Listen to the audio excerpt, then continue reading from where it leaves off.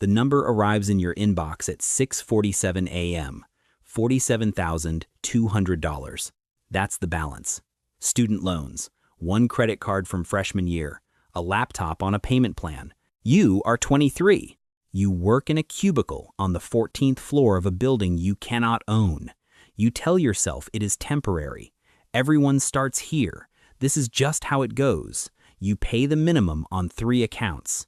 You do not question what that actually costs you. You watch the interest accrue in real time. The number moves while you sleep. You are paying money for the right to owe money. You know this. You rationalize it. Everyone does this. This is just how you begin. You have heard this enough times to believe it. The credit card company sends you a limit increase. You feel briefly like someone approved of you, not by a person, by an algorithm. You do not understand the difference yet, and it feels the same either way. You think about your balance, the way you think about the weather, outside your control, something you simply navigate around. You don't ask who holds your debt. You don't know that it is even a question worth raising. You navigate the debt the way you navigate traffic, by feel, by habit, without any map at all. You are not in debt. You are inside a system. You just don't see it yet. The company you work for borrowed to buy the building you sit in. You do not know this. The bank holding your account is levered 14-1 against its own equity. You keep your savings there without a second thought. The currency in your wallet is itself a sovereign obligation. You spend it on lunch. You take the elevator down from floor 14 to the lobby. You do this every single day without thinking about it. That night, the balance is $47,312. It was $47,200 this morning. You did nothing. It grew. You will learn these things slowly, through experience, through loss, but not yet. You are 28. 5 years have passed. You have a mortgage now, $340,000, at a fixed rate of 6.8%. You did the math before you signed. You will pay $612,000 for a $340,000 house. You understood this clearly. You signed anyway. A mortgage, a car note at $487 a month, a home equity line, total liability $387,000. Take home is $6,200 a month. By every conventional measure, you are doing well. But you notice something has shifted. Your behavior has changed. You stay in jobs you would have left. You don't leave because the mortgage is due on the 1st. The debt decides for you. You endure management you despise because the HELOC has a variable rate and the Fed is still hiking. Debt is no longer a number. It is a behavioral modifier. It decides what you can risk. You watch colleagues leave, start businesses, move cities, take the risks you calculated yourself out of. You run the numbers, mortgage, HELOC, and car note. You calculate whether you can afford to take the leap. Mostly you decide you cannot. The math always comes back the same. Not yet. The HELOC statement arrives. Variable rate. It has moved up again. You absorb it quietly. The Federal Reserve raises rates again. Your variable debt gets more expensive. You read about it on your phone between meetings. The debt does not threaten you. It does not need to. It simply waits. From the outside, it looks like success. House, car, stable job, good salary. It looks exactly right. But underneath the picture is a structure. $387,000 in outstanding liability every month, mandatory. You don't make the decision. The debt makes it every month before you even sit down at the table. Between what you earn and what you keep, there is a gap. The debt lives in that gap. The debt is patient. It does not need to threaten you. It just waits for the next 30 years. You have borrowed $280,000 from an SBA lender at prime plus 2%. You have opened a 3,200 square foot commercial space. You have 2 part-time employees, $14,000 in your business account, $280,000 in outstanding principal. You do the math constantly. There is a personal guarantee on the loan. If the business fails, the liability follows you home. Personal debt constrains your behavior. Business debt weaponizes your time. Every day costs money. Every day you do not generate revenue. The interest clock runs. There are no days off from it. You lie awake at night calculating whether your receivables will clear before your payables come due. You extend $22,000 in credit to a client who is slow to pay. Your bank calls it receivables exposure. You call it a nervous month. You have had 4 of them back to back. Now you learn that cash flow and profit are not the same thing. You learn this personally, not from any textbook. A business can be profitable on paper and still run completely out of money. You have crossed that distance yourself. You pull a salary $30,000 below what you made at your last job. You do not tell people that. You tell people you work for yourself. You do not tell them who actually holds the note. The SBA lender holds the note. Your personal assets are the collateral. You signed for that. Payables are due Friday. Receivables clear on Monday. You have used this bridge 4 times already this year. Your 2 employees do not know any of this. They show up, they work. You keep it that way deliberately. Your bank calls to review the account. You know this call well by now. You prepare for it the night before. Business debt does not wait. It converts every single hour into a financial obligation.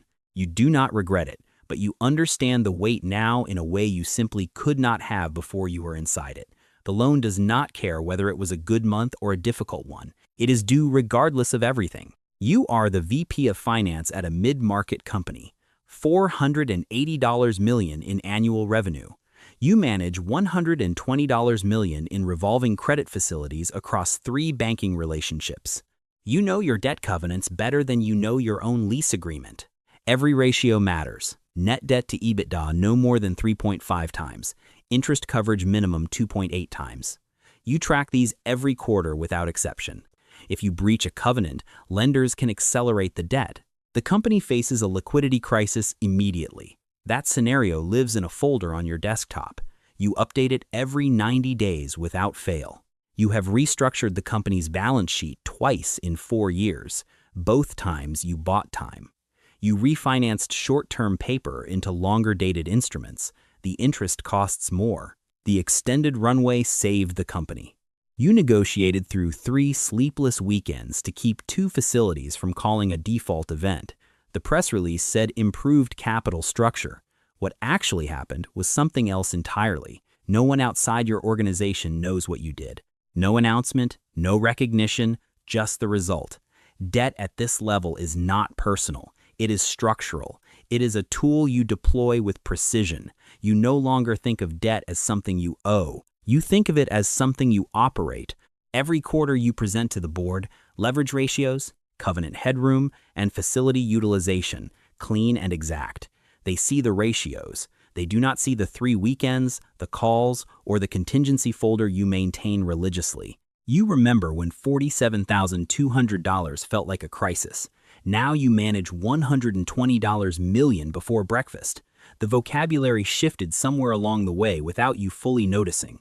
Debt became capital. Risk became exposure. Loss became impairment. You do not owe this debt. You are operating it. That distinction took years to truly understand. You have just closed a $2.1 billion leveraged buyout. The wire clears at 11:43 a.m., $630 million in equity, $1.47 billion in debt, layered across 3 tranches. The structure is entirely deliberate. The debt sits on the acquired company's balance sheet, not yours. That is the mechanism. The target company now carries the weight of its own acquisition. This is not incidental.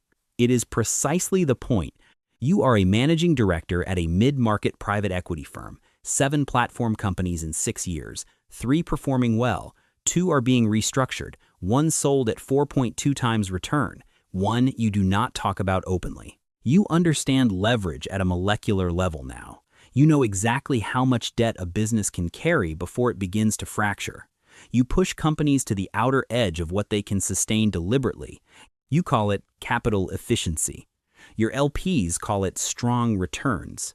The management teams inside those companies use different language entirely. The pressure inside those organizations is real. It has no name in any memo you have ever written. You have laid off 340 people across 2 portfolio companies in 18 months. You know the number exactly. You felt something the first time, less the second time. You have stopped examining the space between those two responses. The math is elegant. Borrowed capital acquires real assets. Value is extracted. Capital is returned. The human cost is downstream, invisible, priced in. You did not design the model. You run it. Your LPs are pension funds, university endowments, sovereign wealth pools. They represent millions of ordinary people. You stop thinking about the people. You start thinking about the basis points. This happens gradually, then completely. The one you do not talk about, the company that did not make it. You know exactly what happened inside it. Capital efficiency. That is the phrase you use. Two words that contain everything you have chosen not to examine any further. At this level, debt is not a constraint. Debt is the operating mechanism itself. You are fluent in it. You run a $4.8 billion credit fund. Your specialty is companies in financial distress. You buy discounted debt at 47 cents on the dollar from banks that want the exposure off their books. You hold the debt through a restructuring process. You emerge as the senior creditor, sometimes as the new owner. You have taken control of a regional airline, a chemical manufacturer, and a hospital network entirely through capital markets. You did not build any of these businesses. You acquired control of them after they failed. This is legal. This is the market functioning precisely as designed. You have read every line of the framework. Your analysts track 800 credits on a watch list at any given time. When ratios begin climbing and earnings miss consecutive quarters, you move. When leverage ratios start deteriorating, you are already building positions quietly. You are never surprised by a distress event. You are not caught off guard. You are already positioned for it before it becomes visible to others. That is the entire strategy in full. You have sat across conference tables from CEOs who spent 20 years building companies from nothing. You restructured them in Chapter 11. You do not see yourself as the antagonist in their story. You see yourself as the mechanism of conversion. Whether you still believe that completely is a question you no longer examine. You stopped asking some time ago. You charge 2 and 20. Management fees are collected regardless of fund performance every single year. $190 million in management fees over 3 years, regardless of outcomes. That is the structure. LPs, sovereign funds, university endowments, review your returns every quarter. The returns are strong. The questions stop there. No one looks deeper when the number is right. Debt at this level is not a position in a portfolio. It is a claim on the future productive capacity of a business. You hold those claims. Control has nothing to do with ownership on paper. It has everything to do with where you sit in the capital stack. A failing business becomes a technically viable one under new terms. That is the argument. You have made it many times in many rooms. You are in a windowless room in Geneva. A country's financial future is on the table, $41 billion in external debt. You are the advisor renegotiating the terms on behalf of the ministry. The IMF, a consortium of European banks, 3 hedge funds holding 38% of the bond issuance. Debt to GDP is 118%. The 1-0-year yield has spiked to 14.3%. The currency is down 31% against the dollar. You know exactly what the IMF structural adjustment conditions will require. You have read this document in other countries before. Austerity, subsidy, removal, privatization of state assets. You know this list by memory. You also know what those conditions will do to a population already under severe economic strain. You know both things simultaneously. You negotiate the haircut anyway. That is what you were brought here to do. You do it. Creditors accept a 35% principal reduction. New bonds, extended maturity, GDP-linked coupon. You call it debt sustainability. The hedge funds call it a mark-to-market loss they will recover across the next decade. The IMF calls it a successful restructuring outcome. The press release goes out before evening. The room empties quietly. The population whose subsidies were removed will not read the press release. They will feel the result in their daily lives within months. At this level, debt is not a financial instrument. It is a governance mechanism. You understand this completely and without any ambiguity. Whoever structures sovereign debt holds structural influence over the policy decisions of an elected government. You have worked across 4 countries in this capacity. Each one was structurally insolvent before it entered the borrowing cycle. You knew that going in each time. You know which foreign banks underwrote those issuances with full awareness of the risk. You know what advisory fees were charged at every stage. You do not discuss this in writing under any circumstances. Some knowledge belongs only inside the room where it was originally learned. The creditor sets the conditions. The government executes them under pressure. The population lives inside the result for years. You fly out of Geneva the following morning. The next file is already open and waiting. A different country, same fundamental structure, same debt to GDP problem, same creditor conditions written in slightly different language, same press release format at the close. You are not listed on any organizational chart that the public can access. That is not an oversight. That is the design itself. You sit on the board of a private institution that coordinates liquidity policy across 12 central banks, 3 current finance ministers, a former Fed governor, a sovereign wealth fund chairman. They reach out to you directly. You have not actively managed a portfolio in 9 years. You do not need to. The people who matter call you first, before the decisions are finalized. You don't trade debt anymore. You design the conditions under which debt is priced across entire markets. That is the distinction that separates this level from every previous one. When you advocate for a shift in reserve requirements at Basel, you move the cost of capital for every institution in the room simultaneously. When you signal privately that a country's debt issuance may face structural challenges, yields adjust before any public announcement is made. The mechanism is distributed, deniable, and entirely functional across every jurisdiction where it operates. You did not construct it from scratch. You were invited into it. Now, you operate it with precision. Your office is on the 32nd floor of a building in Zurich. There is no logo visible on the door. Your assistant screens every incoming call with careful judgment. You take perhaps 4 calls per week. Each one carries enormous consequence. You gave up a significant personal relationship along the way. It ended because you were unreachable for 11 consecutive days during a critical negotiation. Your children understand what you do in broad outline. They do not know the specific details. You have kept it that way intentionally and without regret. You travel under a security arrangement. You use a passport issued by a different jurisdiction from the one you were born in. This is considered routine at your level. You are not powerful because you own capital directly. You are powerful because you understand precisely how it moves. You understand who can access capital, under what specific conditions, and at what price point. Almost no one alive sees this full picture clearly. You do not think about freedom in the way you once did. That word no longer applies to your situation. The word that applies now is leverage. You have it. That has been sufficient for considerably longer than you can now clearly remember. Somewhere downtown in the same city, a 22-year-old signs his first offer letter. He receives his employee ID badge. He opens a new checking account at the nearest branch. He accepts the terms and conditions without reading them fully. He opens a credit card to buy things he does not urgently need, to feel like he has arrived somewhere real and recognizable. He thinks this entire story is about income, about earning more and spending less carefully. He is not entirely wrong, but he is far from complete in his understanding. The company he works for borrowed heavily to acquire the building where he now sits. He does not know this yet. The bank holding his checking account is levered 14-1 against its own equity position. He saves there every month with complete confidence. The currency sitting in his account is itself a sovereign obligation backed by institutional credibility. He has never once considered that sentence. Somewhere far above him, on a floor he will never visit, a phone call is being made about global liquidity conditions. The call lasts 4 sentences. The market adjusts measurably before he finishes eating his lunch downstairs. He will not feel the effect for 6 months. Then his rent adjusts upward. Then his credit rate moves.